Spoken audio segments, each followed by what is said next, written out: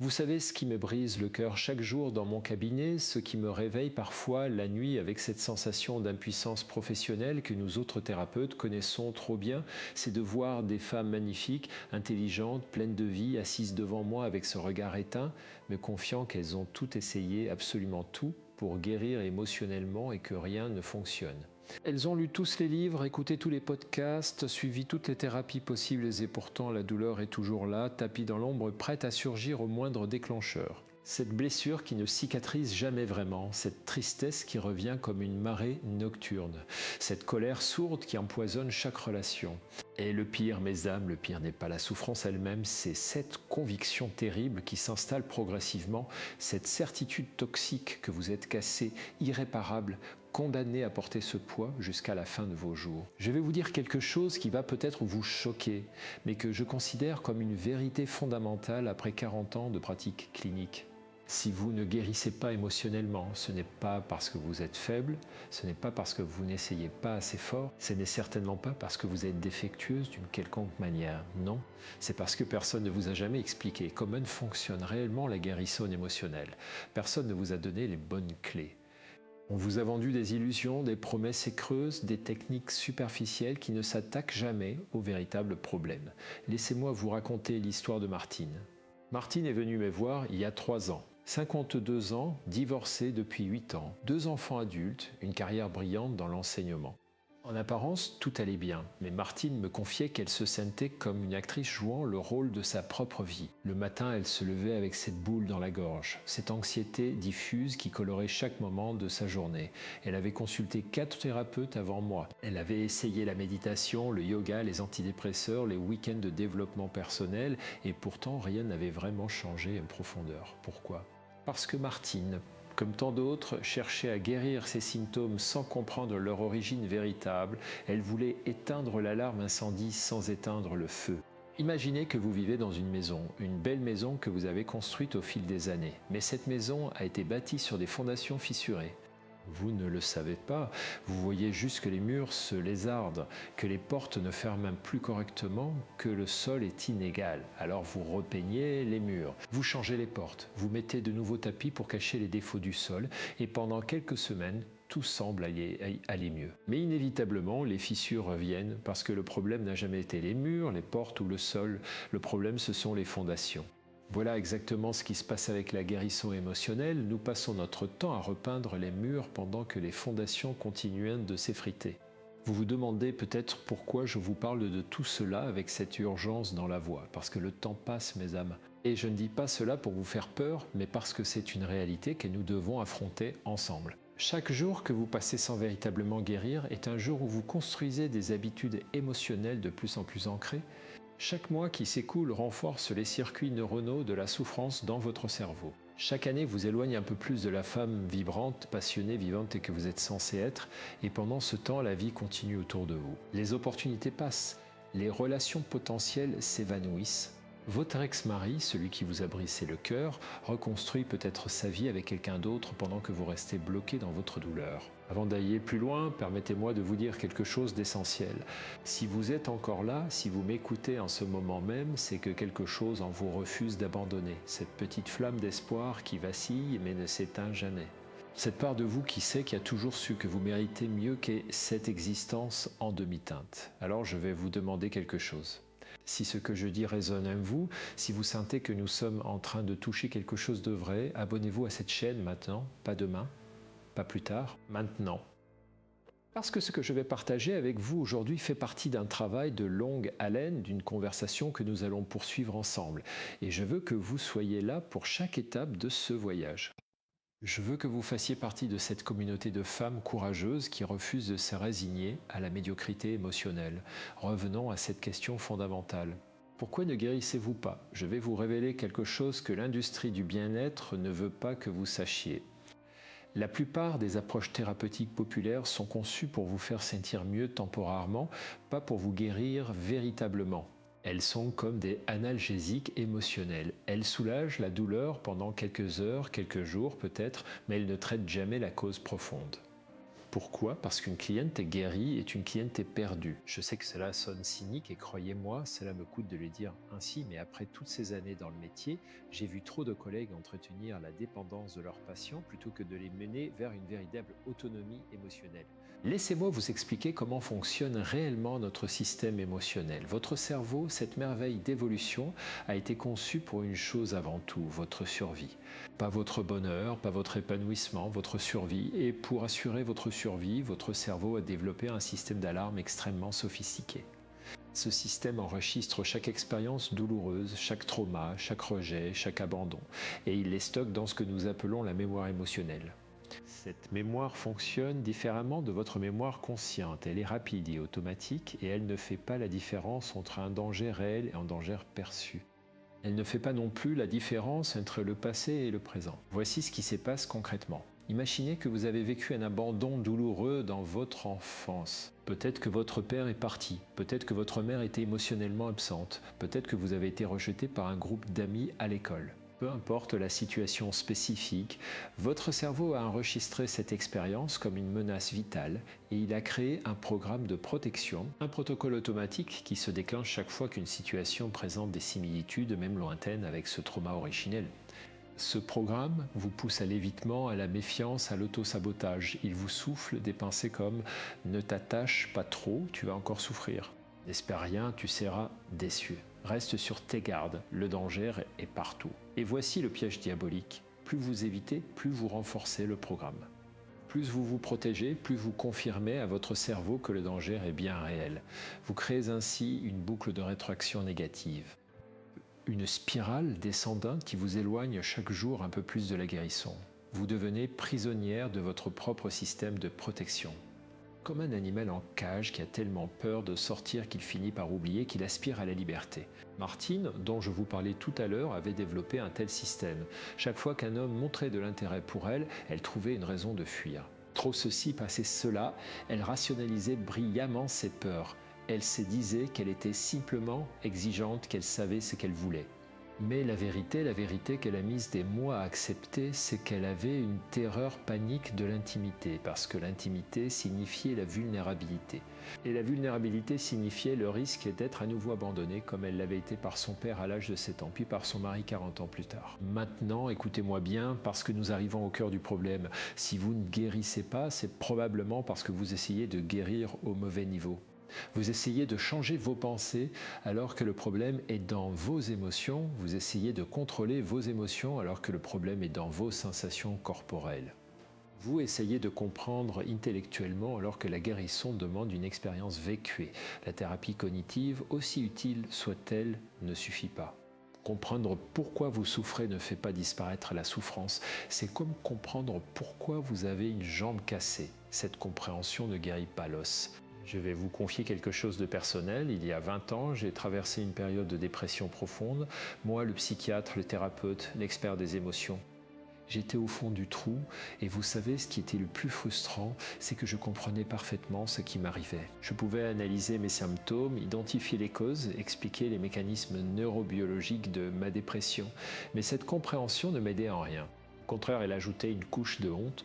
Comment pouvais-je, moi qui aidais les autres à aller mieux, être incapable de m'aider moi-même?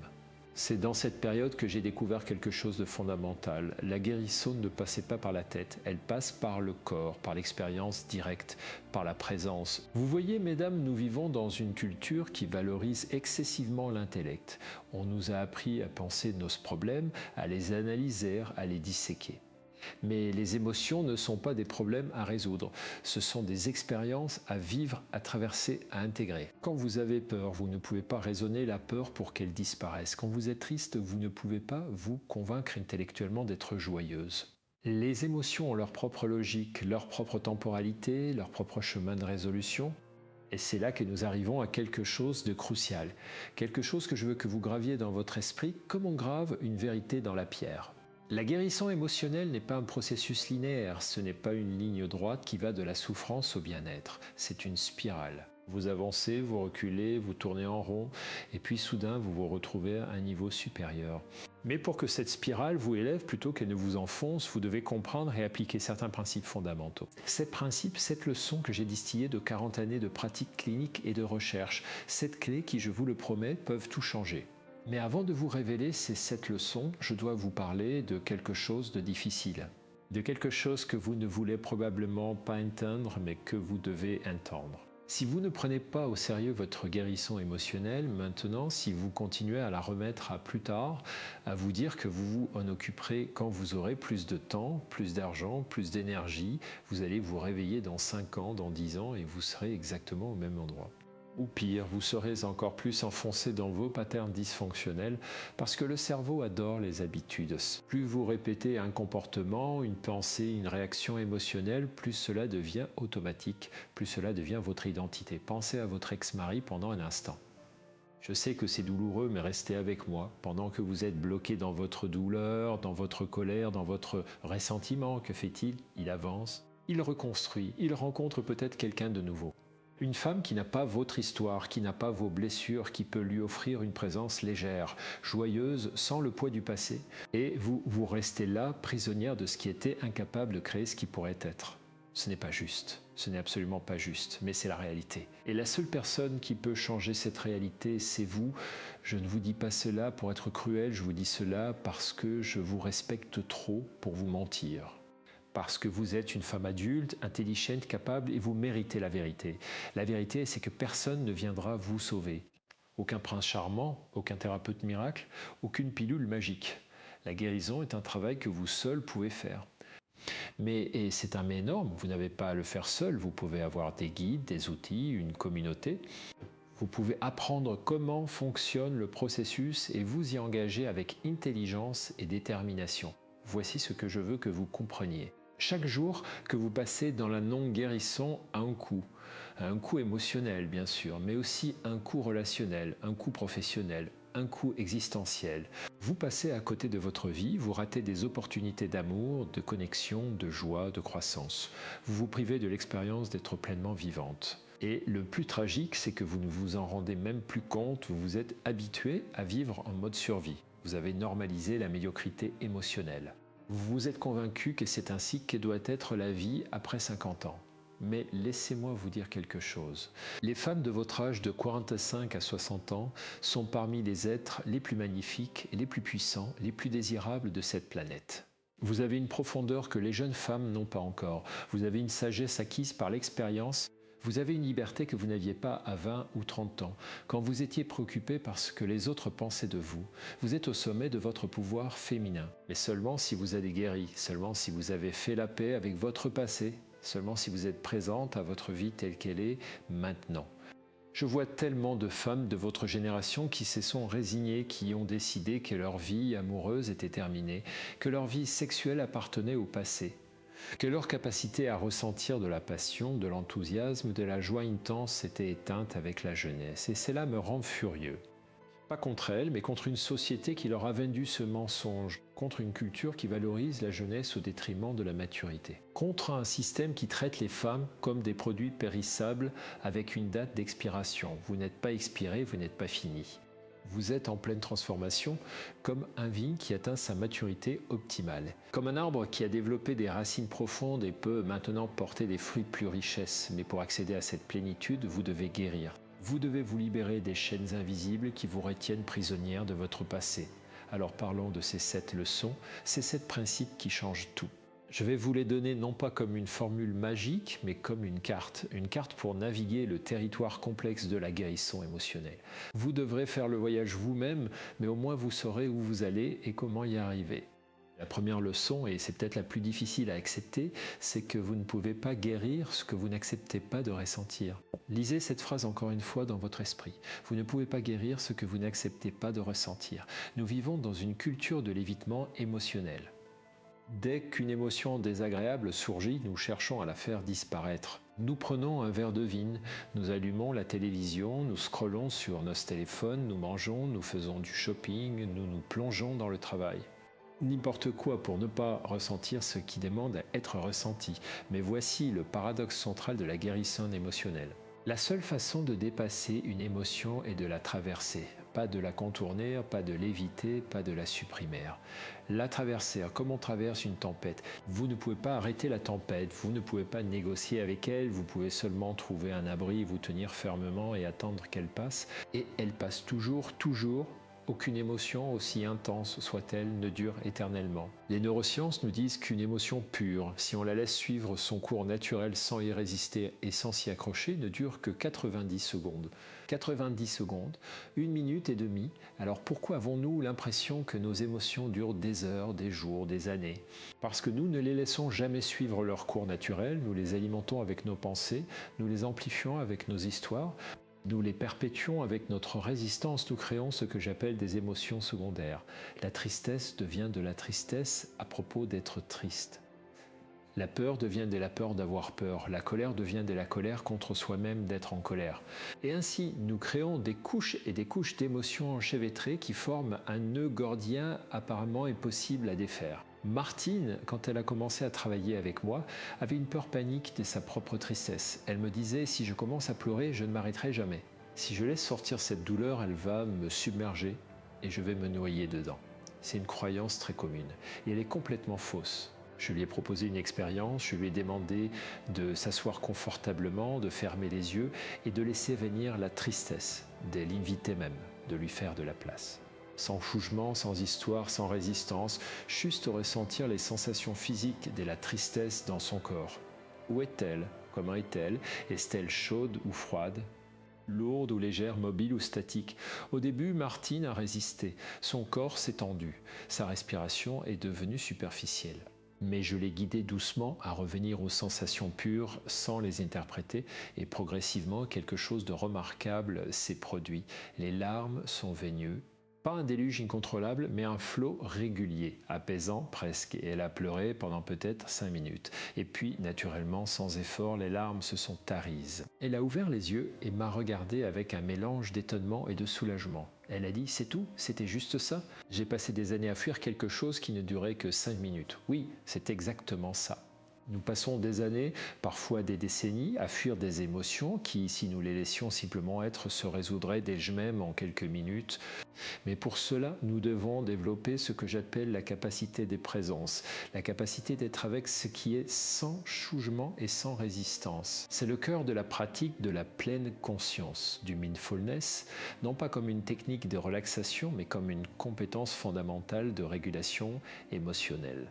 Laissez-moi vous guider dans une pratique très simple que vous pouvez faire maintenant pendant que vous m'écoutez.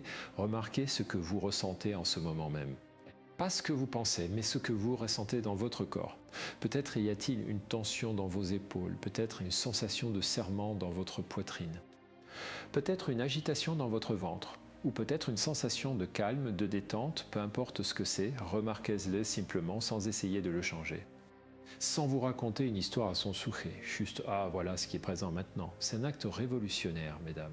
Dans un monde qui vous pousse constamment vers le futur ou le passé, vers ce qui devrait être plutôt que ce qui est, ramener votre attention à l'expérience présente est un acte de rébellion. C'est aussi le premier pas vers la guérison, parce que vous ne pouvez pas guérir dans le passé.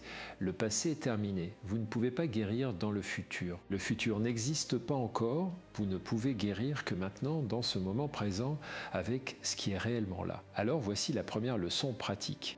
Chaque jour, prenez 5 minutes pour vous asseoir en silence et simplement ressentir. Pas pour méditer au sens traditionnel, pas pour atteindre un état spécial. Juste pour développer votre capacité à être présente à votre expérience intérieure. Commencez par les sensations physiques, elles sont plus faciles à observer que les émotions. Remarquez la sensation de vos pieds sur le sol, la sensation de votre dos contre la chaise, la sensation de l'air entrant et sortant de vos narines. Et quand une émotion surgit, ce qu'elle fera inévitablement, ne la fuyez pas, accueillez-la. Dites oui, je te vois, tu as le droit d'être là, je peux te contenir. Vous savez ce qui se passe quand vous faites cela régulièrement. Vous créez ce que les neurosciences appellent la neuroplasticité. Vous recablez littéralement votre cerveau. Vous créez de nouveaux circuits neuronaux qui vous permettent de rester présente face à l'inconfort plutôt que de fuir automatiquement. Vous développez ce que nous appelons la fenêtre de tolérance émotionnelle. Votre capacité à rester stable et présente face à des émotions intenses s'élargit progressivement. Ce qui vous submergeait complètement il y a 6 mois devient gérable. Ce qui vous faisait paniquer devient simplement désagréable mais tolérable. Maintenant, la deuxième leçon, et celle-ci va peut-être vous surprendre, vous ne guérissez pas seul. Je sais que je viens de vous dire que personne ne peut faire le travail à votre place, et c'est vrai. Mais il y a une différence cruciale entre faire le travail vous-même et le faire seul. Les êtres humains sont des créatures fondamentalement sociales. Notre cerveau s'est développé dans le contexte de relations. Nos blessures les plus profondes sont presque toujours des blessures relationnelles. Et devinez quoi? La guérison aussi est relationnelle. Il y a un concept en neurosciences affectives à s'appeler la régulation coémotionnelle. Cela signifie que notre système nerveux se régule en présence du système nerveux d'une autre personne. Quand vous êtes avec quelqu'un qui est calme, centré et présent, votre propre système nerveux tend à s'apaiser. C'est pourquoi la présence d'un thérapeute compétent, d'un ami bienveillant, d'un groupe de soutien peut être si puissante. Ce n'est pas tant ce qu'ils disent ou font, c'est leur présence elle-même qui crée un champ de sécurité dans lequel vous pouvez vous permettre de ressentir ce que vous avez besoin de ressentir. Pensez à un enfant qui tombe et s'est fait mal. Que fait-il? Il court vers sa mère. Et que fait la mère? Elle ne dit pas « analyse tes émotions ». Elle ne dit pas « ta douleur n'est pas rationnelle ». Elle prend l'enfant dans ses bras, elle le berce, elle dit « je sais, ça fait mal ». Et progressivement, l'enfant se calme, pas parce que la douleur a disparu, mais parce qu'il se sent contenu, soutenu, qu'il n'est pas seul avec sa souffrance. En tant qu'adultes, nous avons toujours ce besoin. Nous avons besoin de savoir que nous ne sommes pas seuls dans notre douleur, que quelqu'un peut la voir, la reconnaître, la tenir avec nous sans être submergé par elle. C'est ce que j'appelle le témoin compatissant. Et c'est l'un des ingrédients essentiels de la guérison, mais voici le problème. Beaucoup d'entre vous, mesdames, ont appris à être fortes, à ne pas montrer leur vulnérabilité, à porter leur douleur en silence. Vous avez peut-être grandi dans des familles où les émotions n'étaient pas les bienvenues, où on vous disait « arrête de pleurer » ou « je vais te donner une vraie raison de pleurer » où la vulnérabilité était perçue comme une faiblesse. Et vous avez appris à vous couper de vos besoins émotionnels, à les nier, à les minimiser, à vous dire que vous devriez pouvoir gérer toute seule. Cette croyance, cette conviction que vous devez être forte et indépendante en tout temps est l'une des principales raisons pour lesquelles vous ne guérissez pas. Parce qu'elle vous empêche de demander de l'aide, elle vous empêche de vous ouvrir, elle vous maintient isolé dans votre souffrance. Et l'isolement, mesdames, est le terreau parfait pour que la douleur émotionnelle devienne chronique. Je veux que vous entendiez ceci très clairement. Demander de l'aide n'est pas une faiblesse, c'est une force. C'est un acte de courage, c'est reconnaître votre humanité. Nous avons tous besoin d'aide. Nous avons tous besoin de soutien, nous avons tous besoin de connexion. Les personnes les plus résilientes, les plus équilibrées, les plus épanouies ne sont pas celles qui n'ont jamais de problème.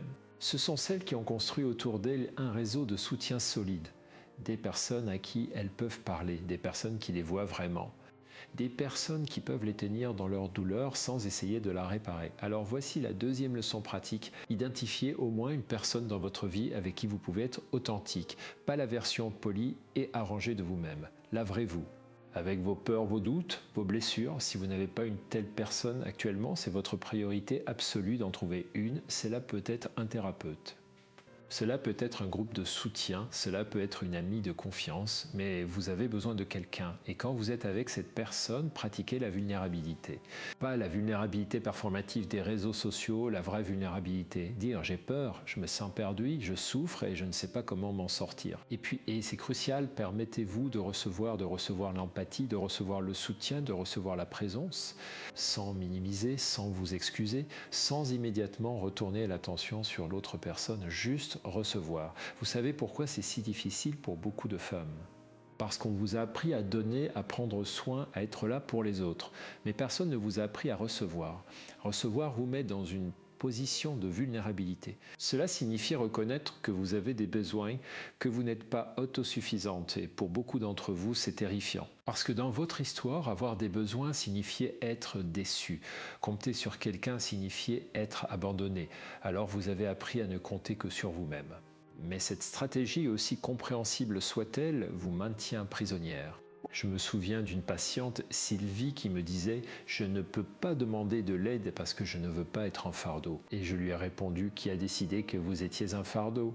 Qui vous a fait croire que vos besoins étaient trop lourds à porter ?» Et puis je lui ai demandé si votre meilleure amie venait vers vous en pleurant, en vous disant qu'elle souffre et qu'elle a besoin de votre présence. Que ressentiriez-vous?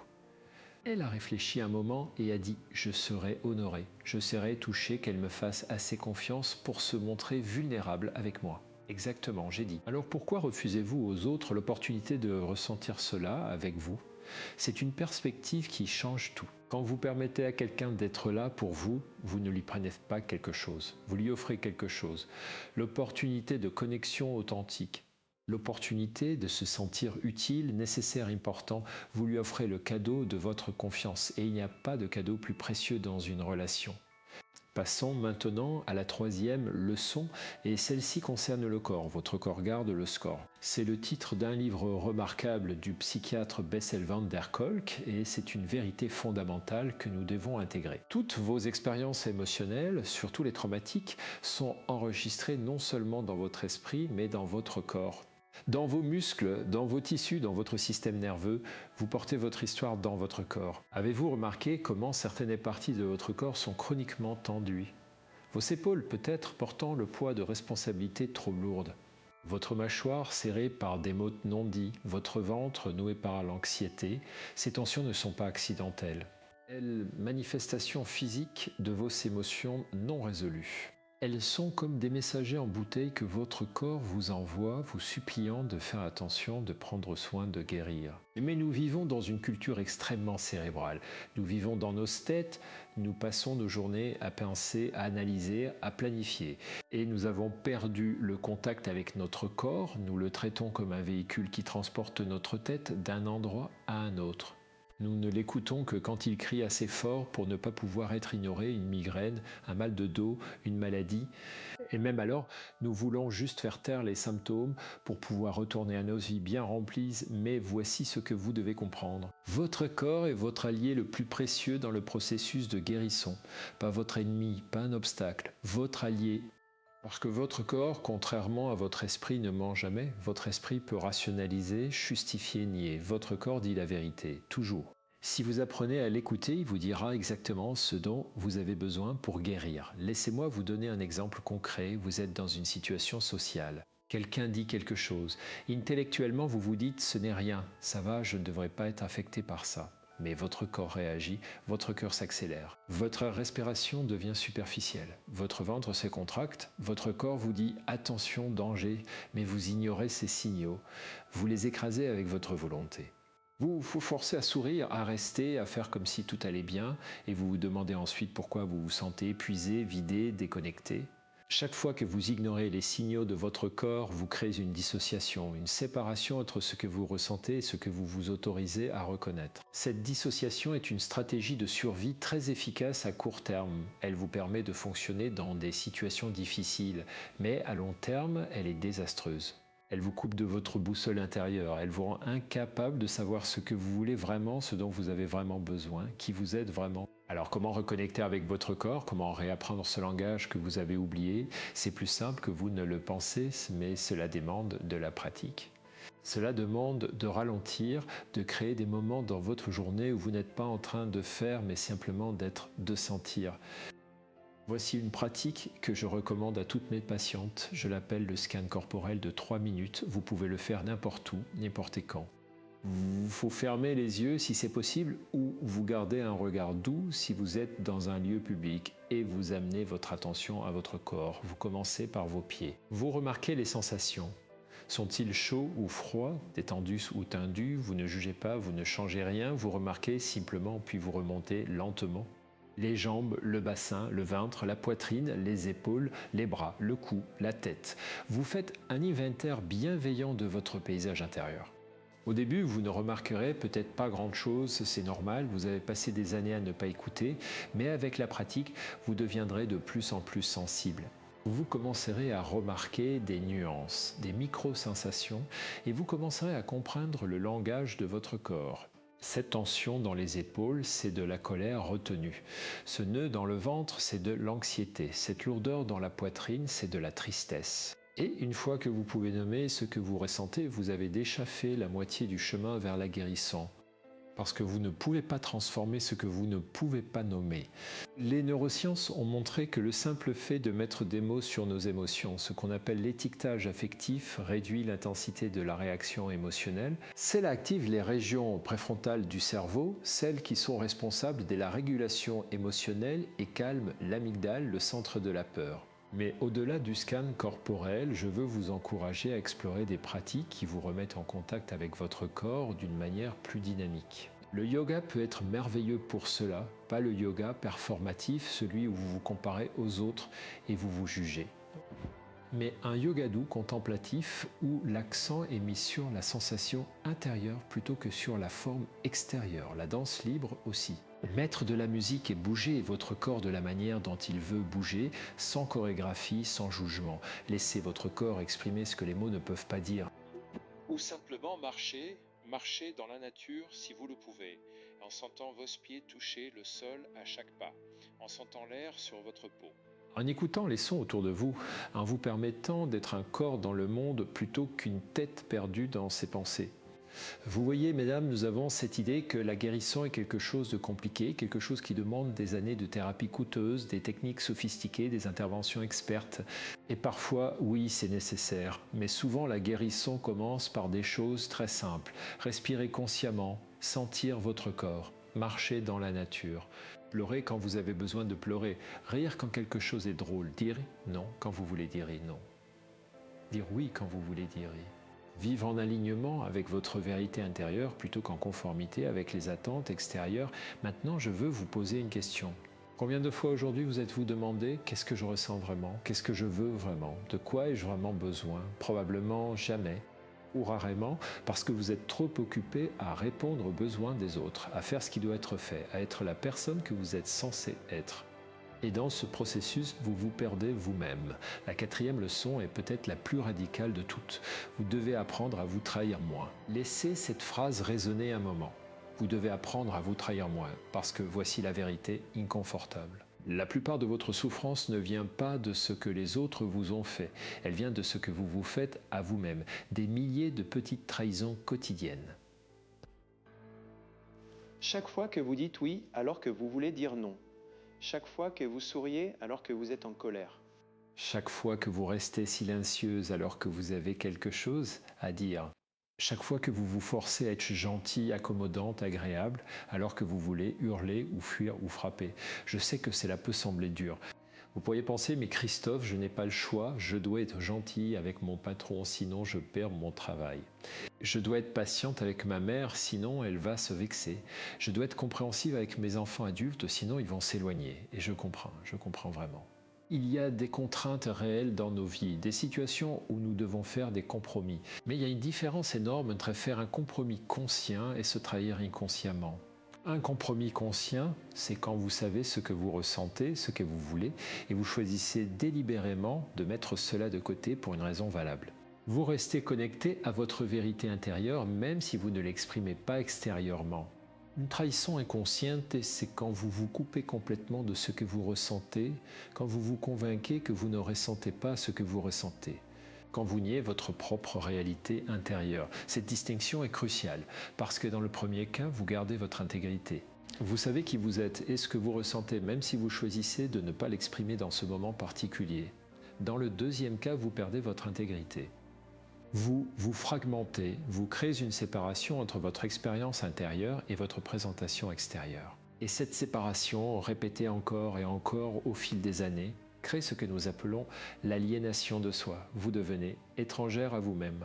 Vous ne savez plus qui vous êtes vraiment. Vous avez passé tellement de temps à être ce que les autres attendaient de vous que vous avez oublié qui vous êtes quand personne ne regarde et c'est terrifiant.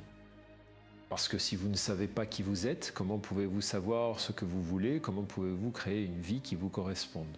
Comment pouvez-vous être authentique dans vos relations? Martine, ma patiente dont je vous ai parlé, a eu une révélation puissante dans notre travail ensemble. Elle a réalisé qu'elle avait passé toute sa vie à essayer d'être la fille parfaite, puis la femme parfaite, puis la mère parfaite. Elle avait construit toute son identité autour de la performance de ses rôles et elle les avait remarquablement bien joués. Tout le monde l'admirait. Tout le monde pensait qu'elle avait tout réussi, mais à l'intérieur, elle se sentait vide, creuse, comme une actrice qui a joué le même rôle si longtemps qu'elle a oublié qu'elle était avant de monter sur scène. Quand son mari l'a quittée, cela a été dévastateur non seulement parce qu'elle l'aimait, mais parce que cela a fait voler en éclats son identité de femme parfaite. Si elle était vraiment parfaite, pourquoi l'avait-il quittée? Cette question l'a hantée et dans notre travail, nous avons découvert quelque chose d'important. Son mari ne l'avait pas quittée malgré sa perfection, il l'avait quittée à cause de sa perfection, parce qu'il ne se sentait jamais voir la vraie Martine. Parce qu'il vivait avec une performance plutôt qu'avec une personne.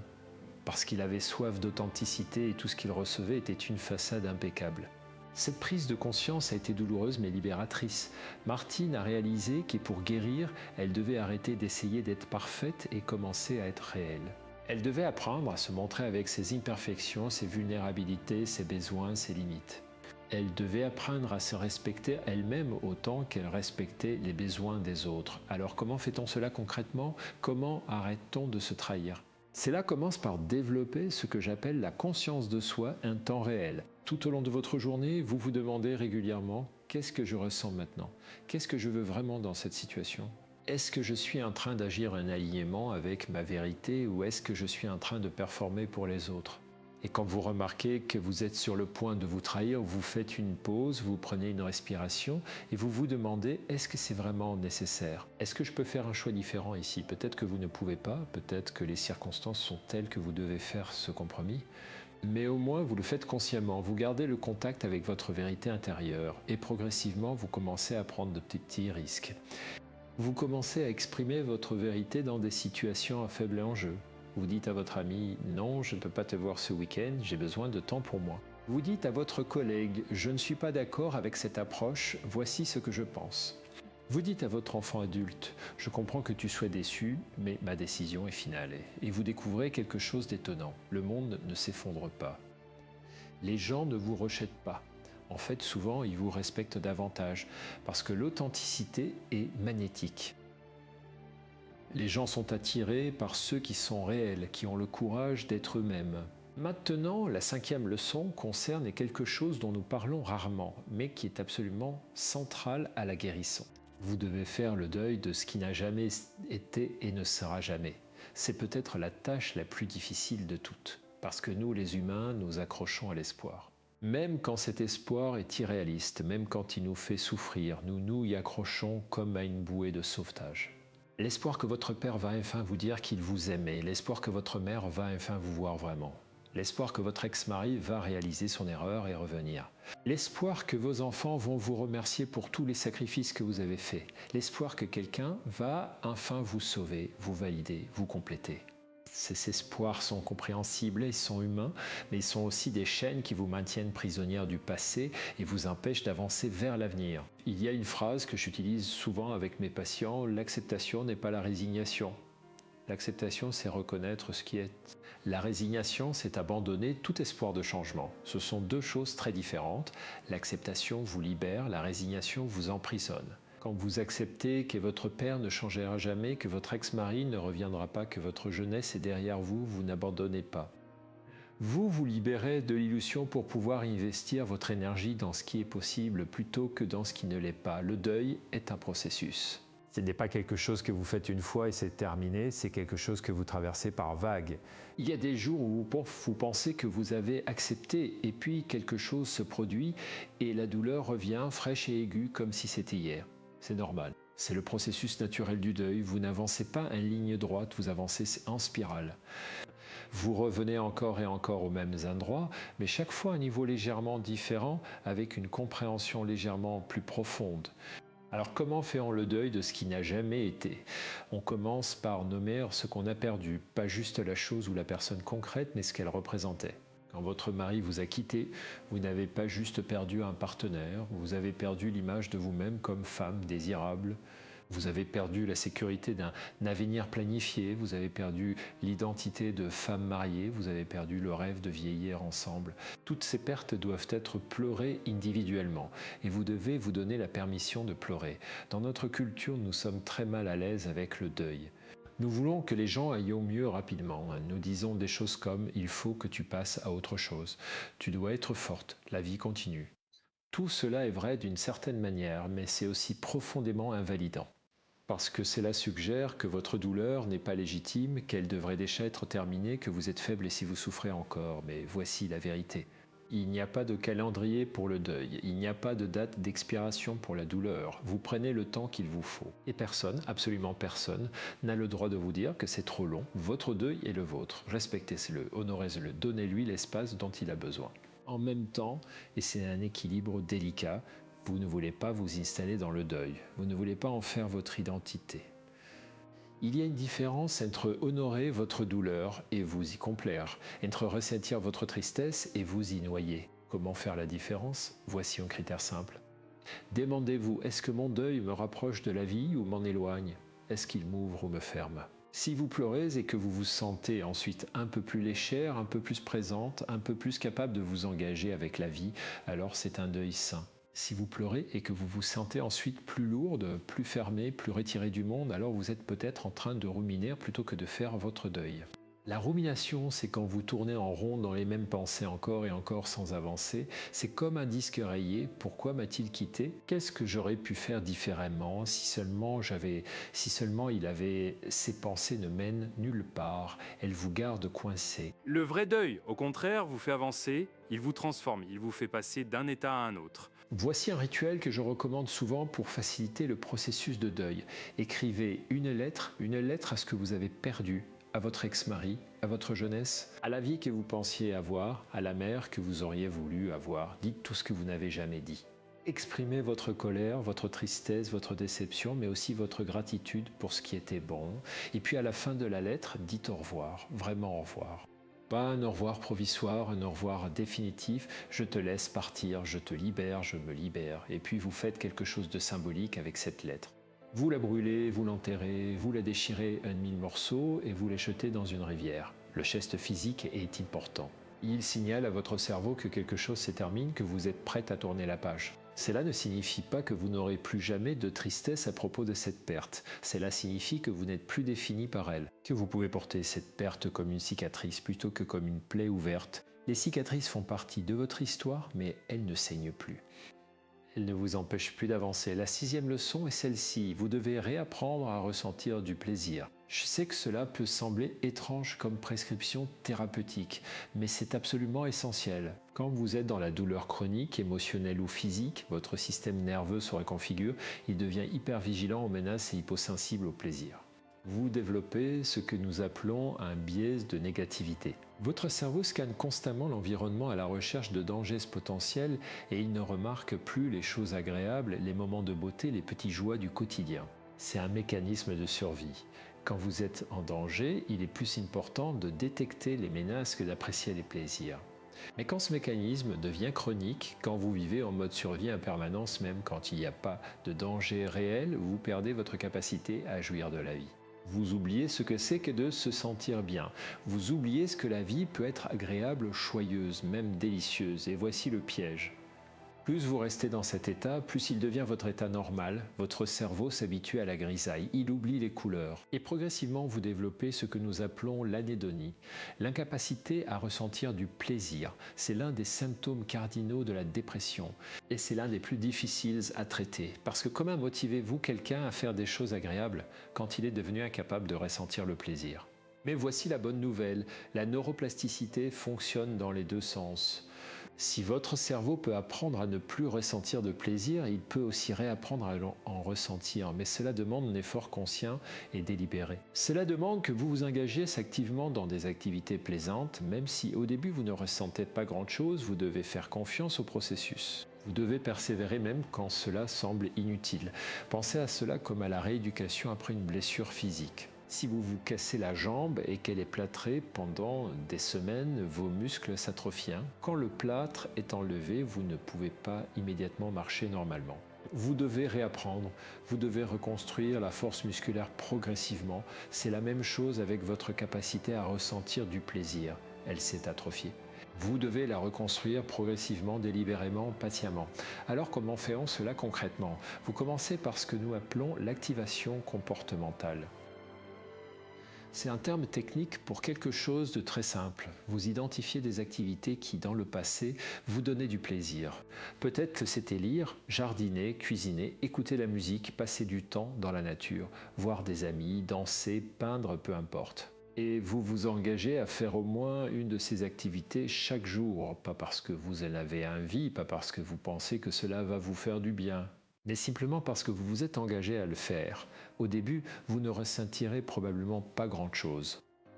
Vous ferez les mouvements mécaniquement sans vraiment être présente, c'est normal. Continuez quand même parce que voici ce qui se passe. Chaque fois que vous faites quelque chose de plaisant, même si vous ne ressentez pas consciemment le plaisir, votre cerveau enregistre l'information.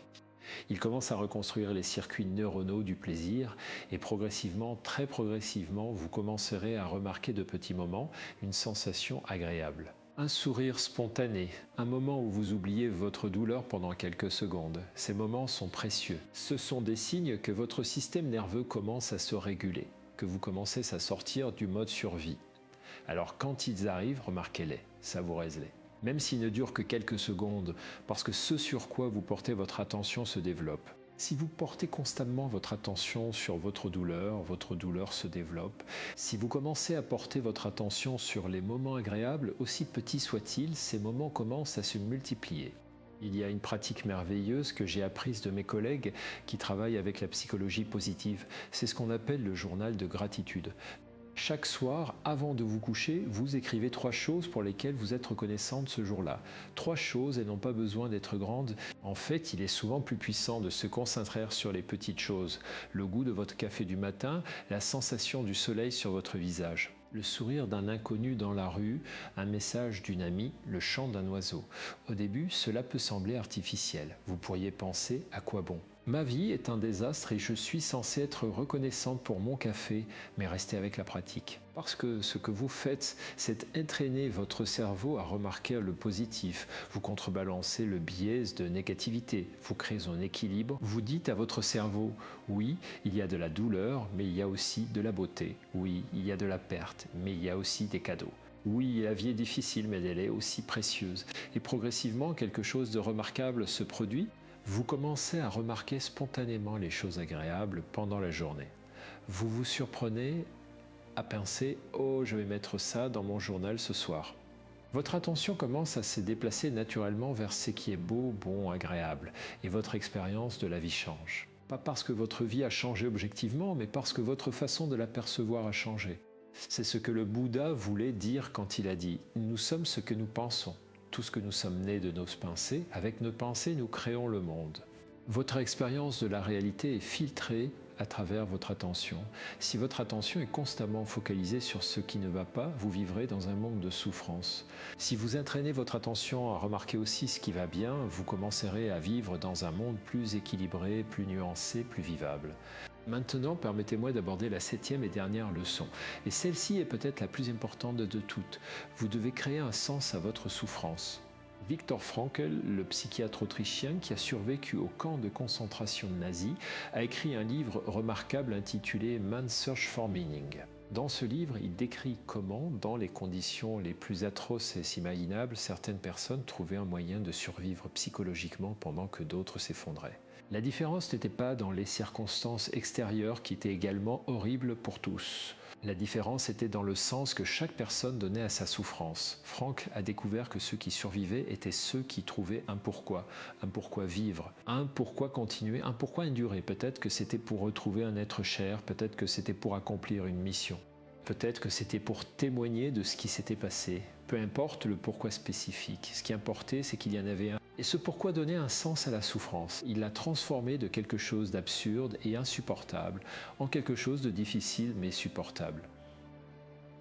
Vous voyez, nous les humains, nous pouvons endurer presque n'importe quelle souffrance si nous lui trouvons un sens. Mais nous ne pouvons pas endurer une souffrance qui nous semble absurde, inutile, dénuée de sens. C'est le sens qui rend la souffrance tolérable, c'est le sens qui la transforme.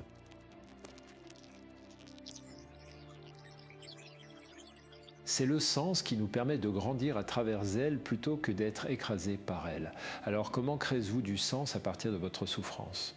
Ce n'est pas quelque chose que vous pouvez forcer, ce n'est pas quelque chose que vous pouvez décider intellectuellement. Le sens émerge progressivement, organiquement, à travers un processus de réflexion profonde et d'intégration. Mais vous pouvez faciliter ce processus en vous posant certaines questions. Qu'est-ce que cette souffrance m'a appris sur moi-même? Qu'est-ce qu'elle m'a appris sur la vie? Qu'est-ce qu'elle m'a appris sur ce qui est vraiment important? Comment suis-je différente maintenant de ce que j'étais avant? Comment ai-je grandi? Qu'est-ce que j'ai découvert en moi que je ne savais pas que j'avais? Quelle force, quelle résilience, quelle profondeur? Et puis la question la plus importante de toutes, comment puis-je utiliser ce que j'ai appris pour aider les autres? Comment puis-je transformer ma douleur en quelque chose d'utile? Comment puis-je faire en sorte que ma souffrance n'ait pas été vaine? Vous voyez, mesdames, voici une vérité profonde. Votre plus grande force vient souvent de votre plus grande blessure. Ce que vous avez le plus souffert de ne pas avoir, c'est souvent ce que vous avez le plus à offrir aux autres. Si vous avez souffert de solitude, vous pouvez offrir de la compagnie. Si vous avez souffert de rejet, vous pouvez offrir de l'acceptation. Si vous avez souffert d'incompréhension, vous pouvez offrir de l'empathie. Votre douleur, transformée et intégrée, devient votre cadeau au monde. Martine, après plusieurs années de travail thérapeutique, a décidé de créer un groupe de soutien pour les femmes divorcées de plus de 50 ans. Elle utilise son expérience, sa compréhension profonde de cette douleur particulière pour aider d'autres femmes à traverser ce qu'elle a traversé. Et vous savez ce qu'elle m'a dit? Elle m'a dit « Pour la première fois depuis mon divorce, je sens que ma souffrance avait un sens. Je sens que je ne suis pas passée par tout cela pour rien. » Je peux maintenant être pour d'autres femmes ce que j'aurais voulu que quelqu'un soit pour moi, c'est la transformation alchimique de la souffrance. C'est comment nous prenons le plomb de notre douleur et le transformons en l'or de la sagesse et de la compassion. Ce n'est pas que la souffrance était nécessaire.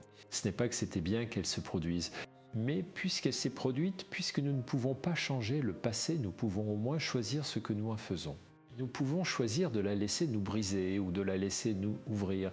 Nous pouvons choisir de la laisser nous fermer ou de la laisser nous rendre plus compatissante. Nous pouvons choisir de rester des victimes ou de devenir des survivantes, voire des thérapeutes pour nous-mêmes et pour les autres. Et voici quelque chose de crucial que je veux que vous compreniez. Vous n'avez pas besoin d'attendre d'être complètement guéri pour commencer à aider les autres. En fait, c'est souvent en aidant les autres que nous guérissons nous-mêmes. Il y a une phrase magnifique dans les traditions de sagesse, c'est « Nous enseignons ce que nous avons besoin d'apprendre, nous guérissons les autres pour nous guérir nous-mêmes ». Ce n'est pas de l'hypocrisie, c'est de la reconnaissance que nous sommes tous dans le même bateau, que nous sommes tous blessés, que nous sommes tous en train de guérir et que nous pouvons nous soutenir mutuellement dans ce processus. Alors peut-être que vous ne créez pas un groupe de soutien formel.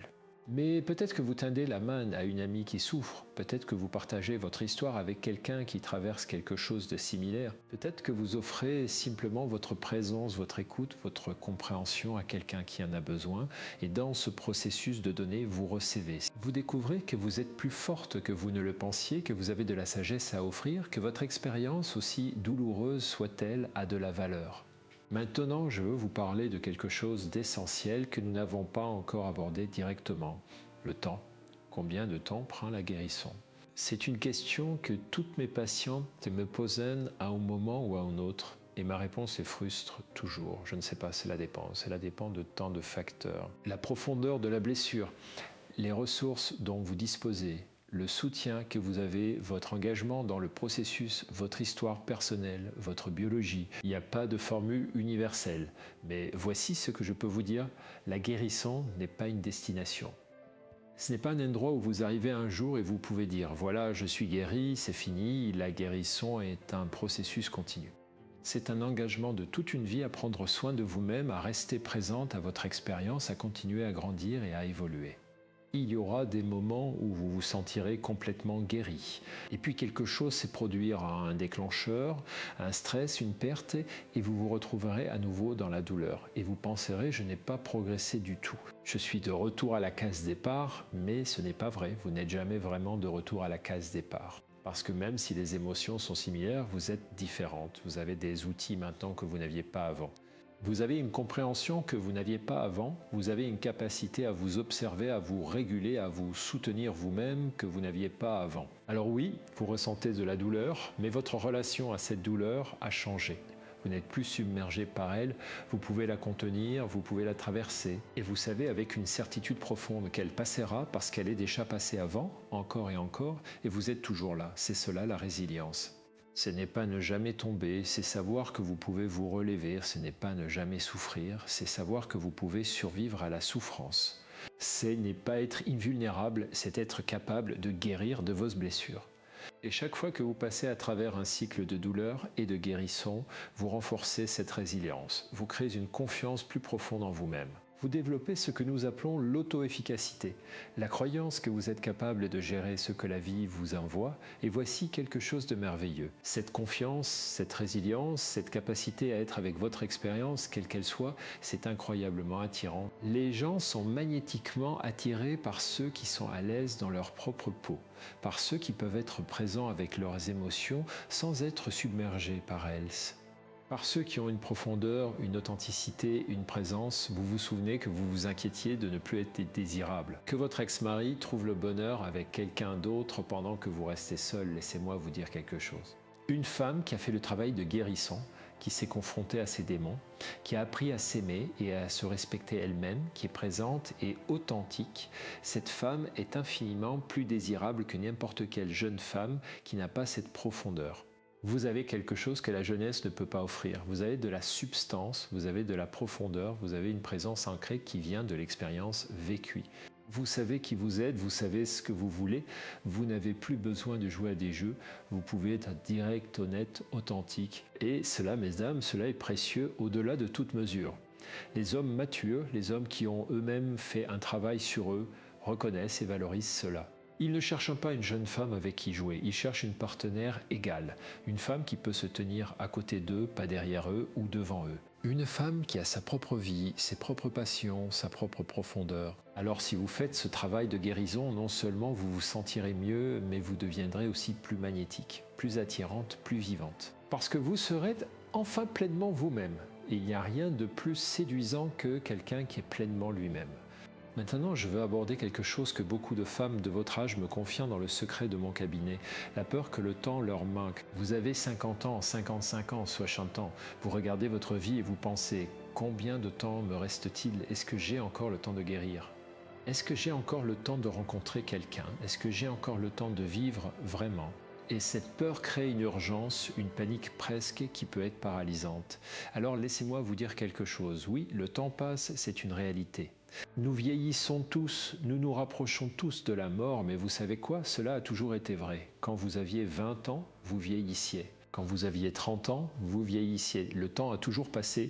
La seule différence maintenant, c'est que vous en êtes plus consciente. Et cette conscience peut être un cadeau plutôt qu'une malédiction, parce qu'elle vous rappelle que votre temps est précieux, que vous ne pouvez pas vous permettre de la gaspiller à être malheureuse, que vous devez vivre maintenant, pas demain, pas l'année prochaine, maintenant.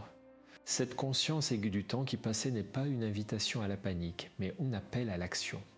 Un appel à prendre soin de vous, corps et esprit, avec une intention féroce, car la résilience dont nous avons parlé, cette force intérieure, a besoin d'un soutien physique.